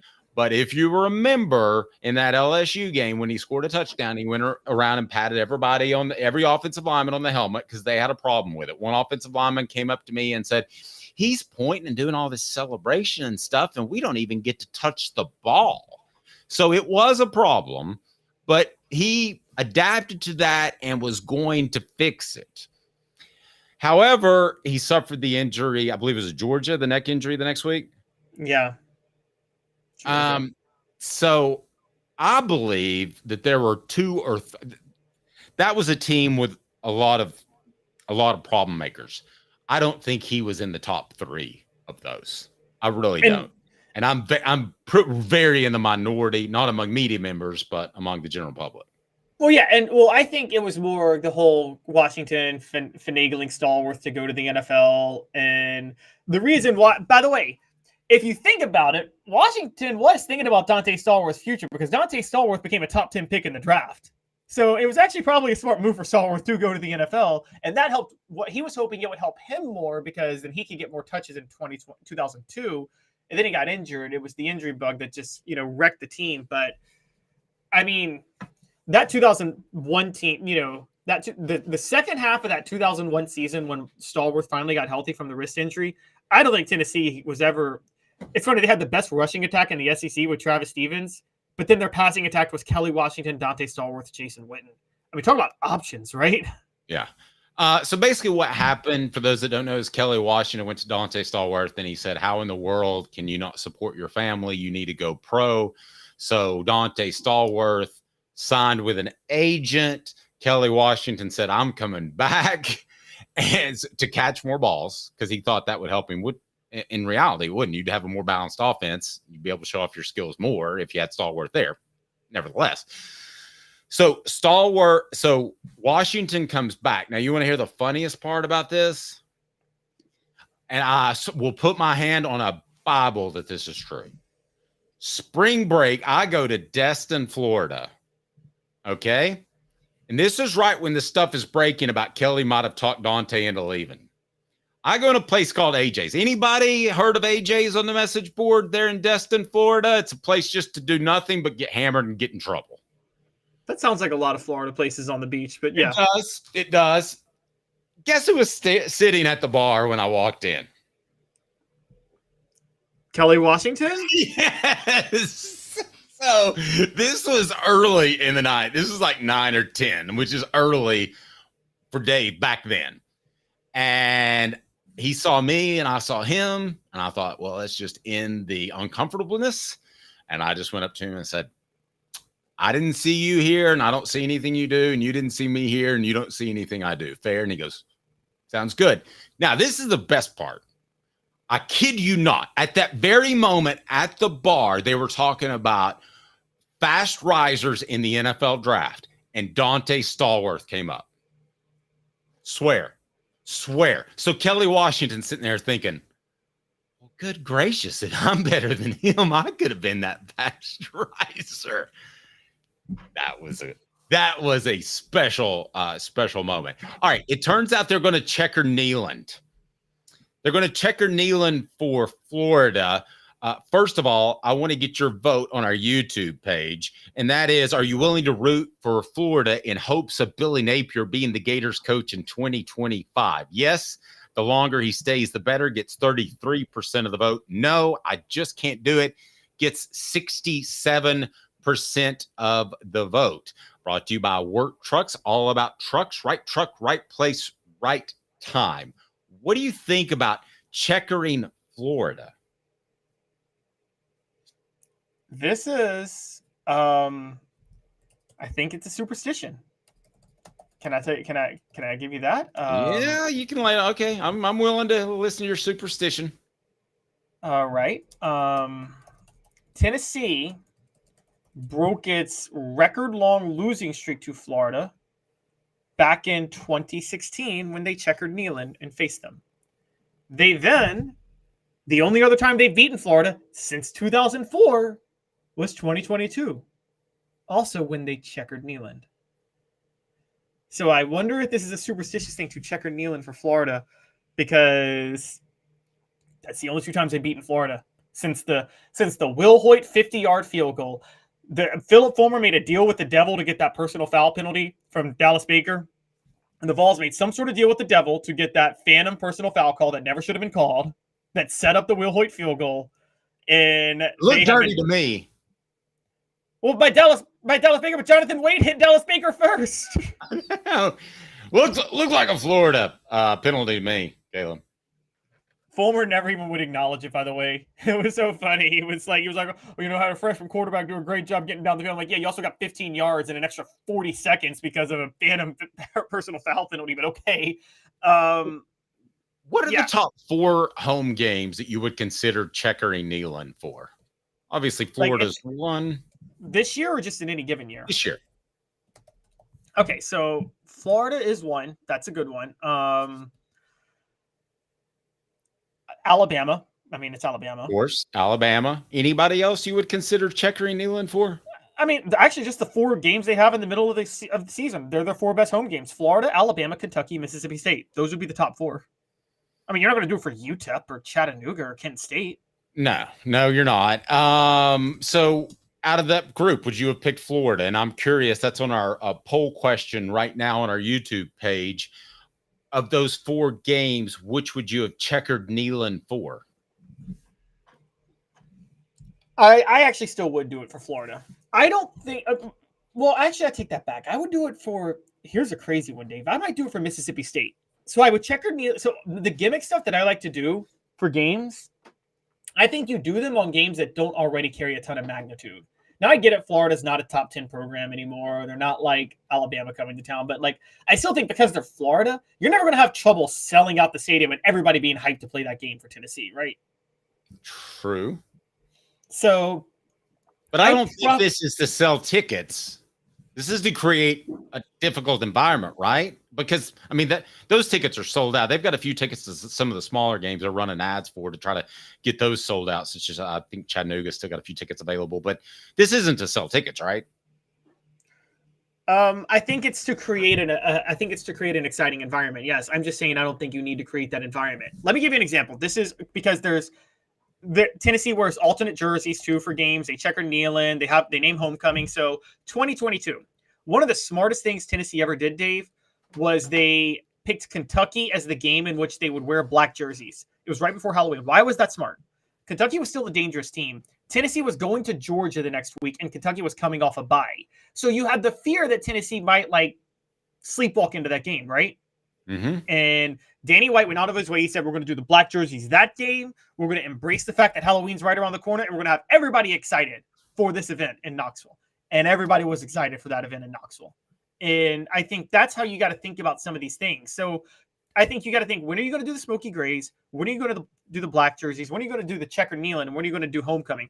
They named Mississippi State homecoming. I thought that was a mistake. UTEP, the last home game of the year, November 23rd, that should have been their homecoming game. I think they should have done the Smoky Gray, Checker Neyland for Kentucky. Maybe, you know what? Now that I say it out loud, though, I'm actually going to change this. I'm going to be fair. Maybe do Checker Neyland for Florida. Do the black jerseys for Kentucky and do the Smoky Grays for Mississippi State. And don't do anything special for Alabama. You don't need it. I'm going to disagree with you. And I'm going to do it for the most difficult home game. And I believe the most difficult home game is Alabama. So I would checker it for Alabama. I'll tell you why I don't think they did. Brought to you by Work Trucks. They're all about trucks that are actually available, trucks that help you maximize your profits by having the right work truck now. Time is money. The perfect work vehicle doesn't break down and has all the space to carry what you need. That's what Work Trucks is intent on offering, while other dealerships just can't do it. You're a contractor, got to get with Work Trucks with an X. They save you time with less back and forth trips and trucks that pass the highest standards to be put to work. Process is also quick and easy when choosing a vehicle for work trucks, cargo vans, utility body trucks with an app-hide work bodies installed, pickup trucks of all sizes, and anything special like cranes or dump trucks. Work Trucks supplies vehicles to people just like you and get you back on the road. No dealership runaround. Work Trucks. It's a fact. If you're a contractor, you need to know them with an X. Work Trucks.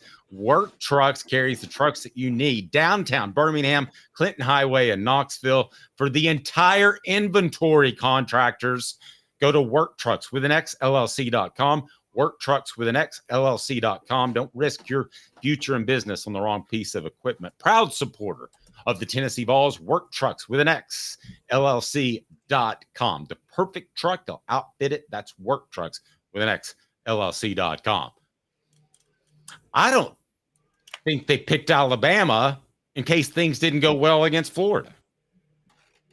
And I hope that's not the reasoning behind it. But I'm just wondering if you get fans as stoked about checkering coming off a loss. Has Tennessee ever checkered Neyland Stadium coming off a loss? No. But in one of the funniest, they basically did. And here's what, okay, Dave, 2017, Butch Jones's last year, they lose to Florida on that Hail Mary. And then the next week, they barely beat UMass 17-13, the worst team in college football. And then Butch Jones that Monday lambasted the media. He does this whole like Shy Tuttle landed on a helmet meltdown. They checkered Neyland that Saturday for Georgia. And they wore the Smoky Grays. And Tennessee lost 41-0. I'll give you a little insight into UMass's home field advantage. My son goes to school there, and once he didn't know there was a game. Who would you checker Neyland for? Florida 63%, Alabama 33%, Kentucky 4%, nobody for Mississippi State. Now, let's look jerseys for a second. You got the black, you got the gray. Do you utilize them this year? They're going to for financial reasons because they'll sell more. When might you utilize those when you look at Tennessee's schedule? I think Smoky Gray should always be, and again, this would be Florida, so maybe they should do it for Florida because I think Smoky Gray should always be the first home game in the fall. Because the thing about the Smoky Grays that people don't get is it emphasizes the that would be Chattanooga. No, first home game in the fall. Oh. Wait, after fall is officially September 21st. Okay. This is why I say that. The whole concept of the Smoky Grays is the Smoky Mountains. The orange with the Smoky Mountains is what makes Knoxville, and I think you would agree, Dave, there's different advantages that for different home games in the SEC, but in terms of an overall setting in the afternoon, Knoxville in the fall is the most beautiful college football setting, right? You don't get a better feel because of the Smoky Mountains and the orange. So I think the Smoky Grays always give that vibe. So the first home game in the fall should be the Smoky Grays. I think the black jerseys should be reserved for the home game closest to Halloween. So you're Florida, you're Florida for Smoky Grays, right? But because of the reason, because the reason you just gave before and the reason you gave just now. So your black jerseys closest to Halloween would be Kentucky. That's November the 2nd. You'd be 2 days after Halloween. But it's a night game. Yeah, but Dave, it's a night. Dave, you've been in college. People celebrate Halloween right after Halloween if it's on a weekend. Okay, come on. College kids are celebrating Halloween on that November 2nd if Halloween was on a Thursday. Okay. I think actually what you said is what's going to end up happening. Exactly. I think you're going to see the Grays against Florida, and I think you're going to see the Blacks against Kentucky. You're going to see the newest maybe say black jerseys. What did I say? You're going to see the Blacks against Kentucky. When are we going to see the whites? Jerseys. You're going to see the black jerseys. I'm trolling you. I'm just making that's the stat of the day coming up, and how you can pay players directly. I bet Spire's not too happy about this. 2 minutes with Caleb Calhoun. I'm Dave Hooker, Off the Hook Sports. When the game begins, you need a team you can rely on. Ray Varner Ford and Clinton's strong lineup of vehicles is crafted with the same dedication and hard work that drives our community. Step up your game in this 24 Ford Maverick Hybrid, 25,515, 23 Ford Escape all-wheel drive, $30,995, 24 Ford F-250 Crew Cab 4x4 STX, $59,757. Local you trust, performance you can afford. Ray Varner Ford, built for the game. Sports Treasures in North Knoxville is one of the South's largest sports cards and memorabilia dealers, featuring over 10 million sports cards from vintage to modern. Sports Treasures carries a full line of hobby boxes, singles, autographed memorabilia, Tennessee Vol collectibles, fan cave decorations, and so much more. See a museum full of collectibles at Sports Treasures, 4819 North Broadway in Fountain City, and Sports Treasures on Facebook. Sports Treasures, where the real sports fan goes to shop. Have you seen the latest TriStar Hats Co. product? TriStar Hats Co.? What's that? You know, those really cool hats, shirts, tumblers, and even license plates with 3 stars like the official Tennessee flag and stripes like the American flag. Pretty patriotic if you ask me. Ah, gotcha. Seen those. Those are cool. Where can I get them? Simple. TriStarHatsCo.com. And if you order now, there's 10% on any order $50 or more. Plus, use the promo code HOOKED. With the promo code HOOKED, you get 10% off. That's hooked. And don't forget free shipping with any order over $50. Stock up at TriStarHatsCo.com. That's TriStarHatsCo.com. There are plenty of wannabes out there, so make sure you go to TriStarHatsCo.com for the best quality and customer service. Will do, and I'll be sure to use the promo code HOOKED. That's hooked when I do, to save an additional 10% off. TriStarHatsCo.com. TriStar Hats Co. is a trademark of TriStar Hats Co. LLC. Any use without express written consent is prohibited. Now in its 45th year, the second and third generations continue Joe Neubert's commitment. His vision of what this business needed to be, we still try to live up to that. Joe Neubert Collision Center. The Dave Hooker Show, represented by Banks and Jones, Tennessee's trial attorneys. Excuse me, Your Honor. Play to win, banksjones.com. Who's this guy? Hello, wizard. The Dave Hooker Show, a presentation of Off the Hook Sports, YouTube, Apple, Spotify, and the free Off the Hook Sports app. Back to Dave Hooker. You can see the QR code, which we're going to talk about right there for Asia Cafe. Treat yourself to authentic Asian cuisine, handcrafted from guarded family secrets. 5 locations to choose from. AsiaCafe.org. That's AsiaCafe.org. And they also have that awesome Brazilian cocoa energy booster premix instant white coffee, the golden label coffee bag with the Lim family right there since 1909. Philip Lim has carried the torch as a 3rd-generation family member and started to expand the Lim dynasty. And we have a lot of listeners now in Asia now, thanks to Asia Cafe. So we appreciate that. As a matter of fact, Japan's number 2 to the United States of America. Caleb, what do you think of that? Anything you would like to say to our Japanese listeners? And among our listeners, Japan is number 2. Wow, impressive. Germany 3. I grew up a big fan of the Seattle. I guess that makes us the allies.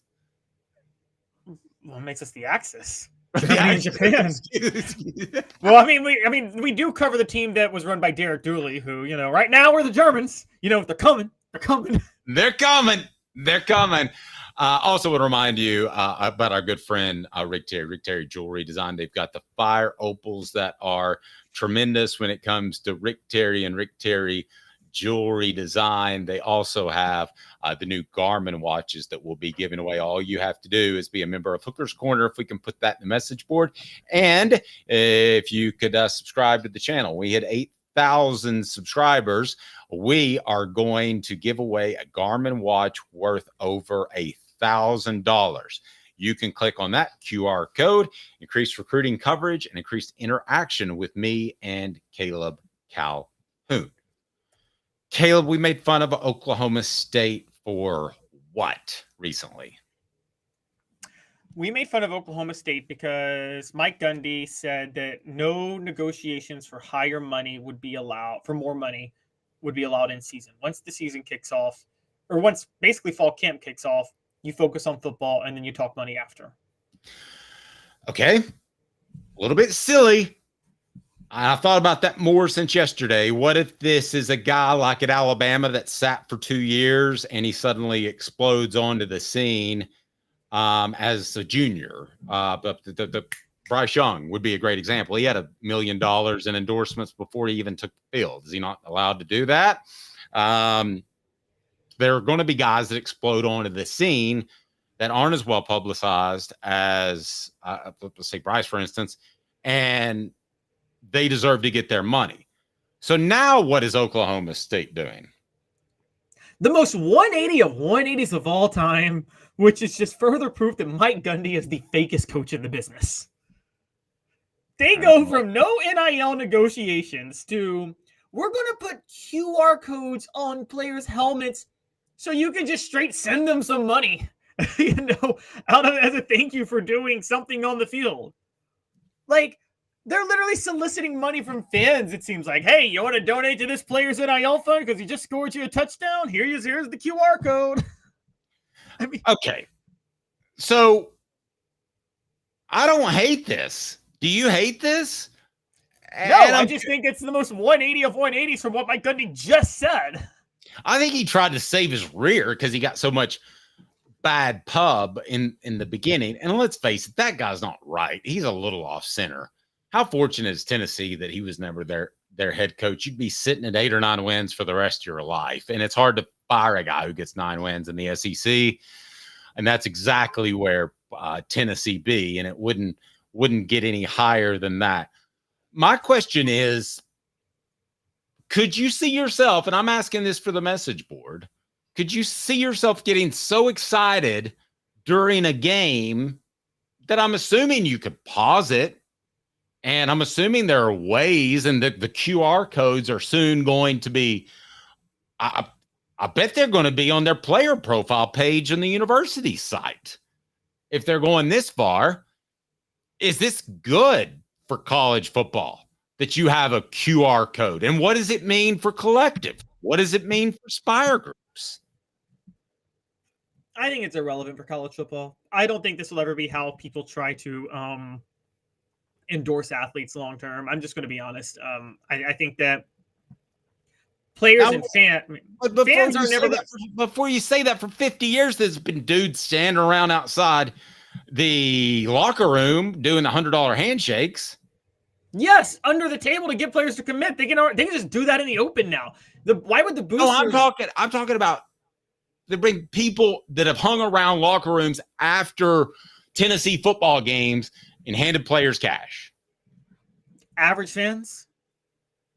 Probably more average than a lot of scenarios, because anybody that's of mega means is going to find a sneakier way to give them cash.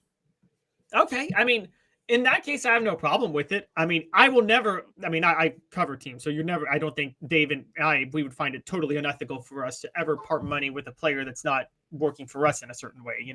That's just, we're not going to, that'd be too unethical for me, but I wouldn't do it as a fan anyway. You would never, I'm just going to say it.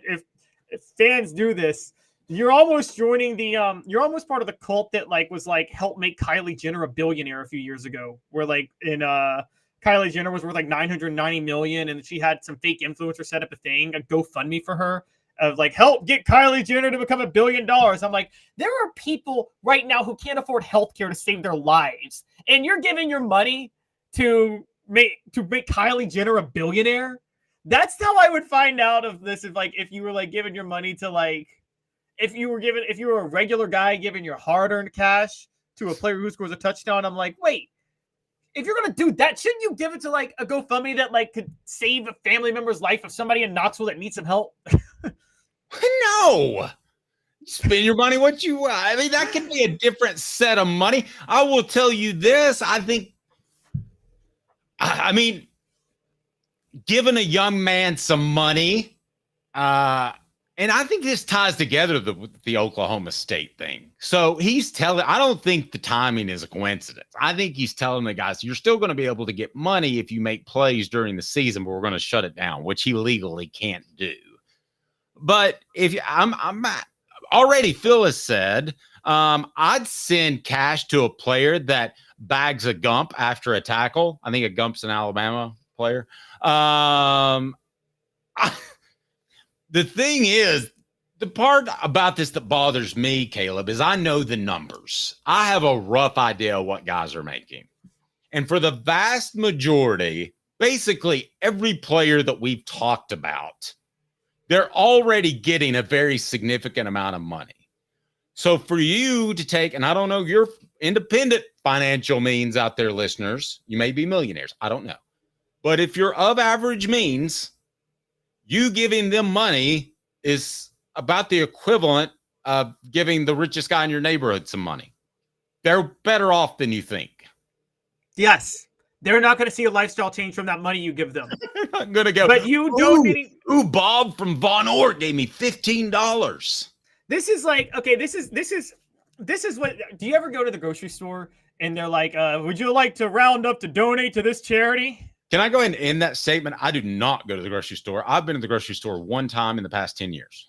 Do you ever go shopping or buy anything from any place? Yes, I do. Not usually. Do you ever get the whole, would you like to round up for this charity? Yes, I do get that. I have a philosophy. I'm not going to round up and give it to your company that can do a tax write-off. No, I'll go home. I actually do this now.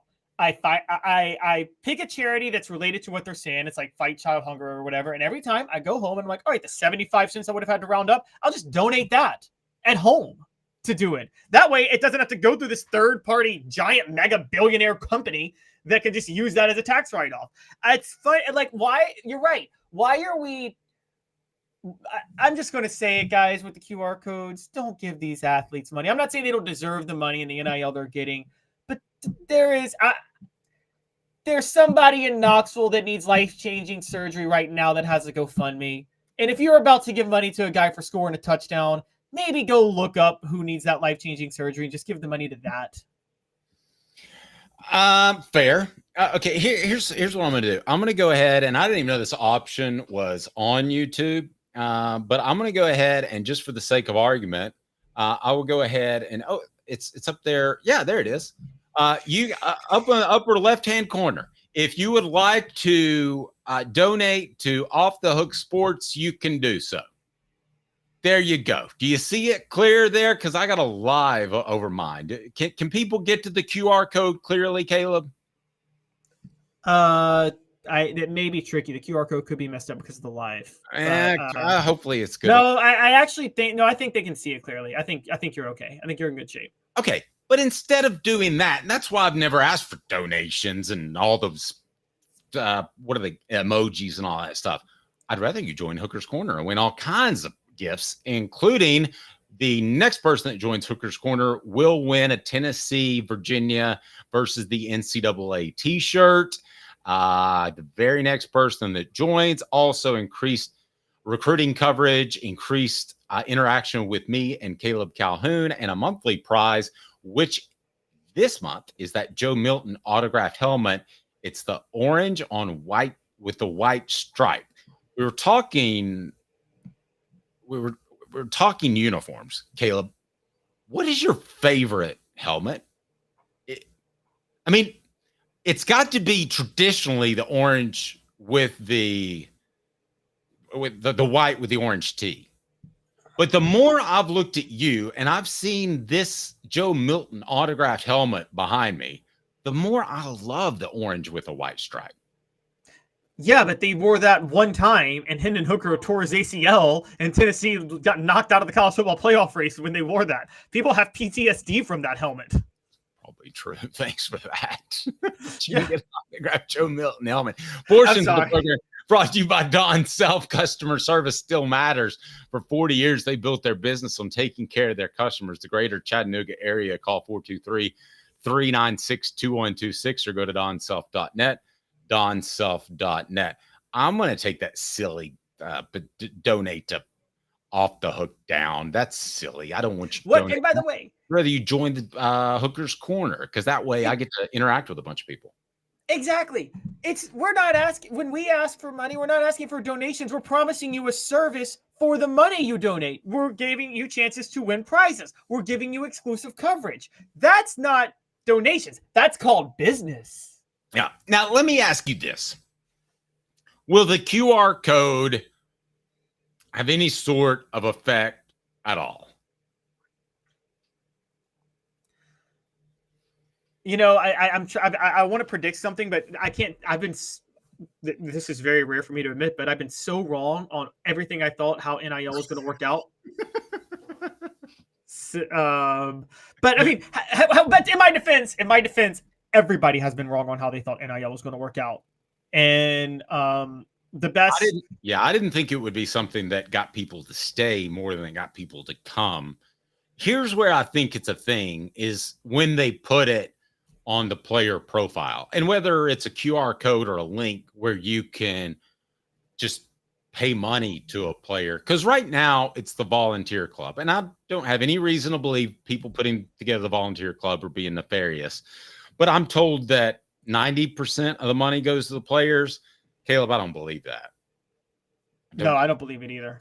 I don't believe it either. As a matter of fact, at times I've heard almost the flip. So, I mean, this would be a direct way to pay players. And you don't have to wonder who's getting a piece of it. If it's Spire, Off the Hook Sports, or whoever. A direct way to pay players. And you can go as high as you want to on the amount. Speaking of the Hemp House, the premier hemp dispensary online with a wide variety, great selection, and strict standards to ensure you only receive the best in CBD or Delta products. Hemp House Chat with 2Ts.com. Hemp House Chat with 2Ts.com. Use the promo code HOOK for 10% off. There's that QR code, the promo code HOOKED for 10% off. This is all quite hysterical because I'll be honest with you, we were talking about QR codes and whether or not they mean anything among ourselves with Caleb and Stacey Oliver, one of our writers. And we're all like, we'd never use them. And now they're like the biggest thing since sliced bread. So we've got them all up there. Our friends at TriStar Hats, that's where to get the original if you do want to click on that QR code, because there are a lot of imitations out there. TriStar Hats, for the latest in TriStar Hats, go to the original, tristarhatsco.com, tristarhatsco.com. Use the promo code HOOKED for 10% off, and they are awesome. All right, give us the stat of the day, and contractors, be aware of work trucks. I'm going to leave that up while we get to the stat of the day. What is that, Caleb Calhoun? Stat of the day is a shout out. It's August the 21st, 8/21. I'm going to send a shout out to, there have been a lot of great number 21s in Tennessee history. Heath Schuler is one of them. But this particular shout out actually goes to Cedric Houston. And Cedric Houston in 2004 was part of a duo of running backs, he and Gerald Riggs Jr., to be the first 2,000-yard rushers in the history of Tennessee football for a single season. Houston himself had 181 carries for 1,005 yards and exactly 8 touchdowns. So the 8 is for August, the 21 is for Cedric Houston, and a shout out to Cedric Houston, part of one of the best rushing offenses of all time in Tennessee. Pretty good. How many yards did he have again? He had 1,005 that year. Gerald Riggs had 1,107. Okay. Dylan Sampson will have more rushing yards than Cedric Houston had that year. True or false? False. False. Bullshit. He will too. No, he won't. Okay. No. All-purpose yards. Do you know do you have that in front of you, Cedric Houston? What he had? He didn't catch. Yeah, Cedric. A lot of He actually wasn't. He was actually a better pass catcher than Joe Riggs, funny enough. But 1,185 all-purpose yards. He had 16 catches for 180 yards that year. Okay, let me ask you the same question. Does Dylan Sampson get more yards from scrimmage? No, but he pushes. He pushes, but no. That's hot. I think he will. I think he's going to do that fairly easily. Apex Apparel Group Design. Look at my awesome shirt. It is embroidered. It says Off the Hook Sports, 15% off your first order for your business. And they design, brand, market. They do it all. Call Tyler right below at 865-919-3001. It's in the description box, 865-919-3001. And Tyler will take care of you. And for Caleb Calhoun, I'm Dave Hooker. Coming up on the program, we've got an exciting announcement tomorrow about some of our football guests that will be coming up this fall. So we want you to be sure and join us at 10 a.m. live so you can interact with the program. But if not, just watch it. Do me a favor, Caleb. Tell me right now how many likes we have on the show. On this particular show, we have 20. Oh, wait, no, sorry. I was looking at something wrong. Man, that's twice I was wrong today. Weird. 48 likes right now on the show. Okay. So we've got well over, I think, like 300 concurrent viewers or something like that. So go ahead and hit the like button. We appreciate that. For Caleb Calhoun, I'm Dave Hooker. This has been a presentation of Off the Hook Sports, the show represented by Banks & Jones, Tennessee's trial attorney. Play to win. Banks & Jones.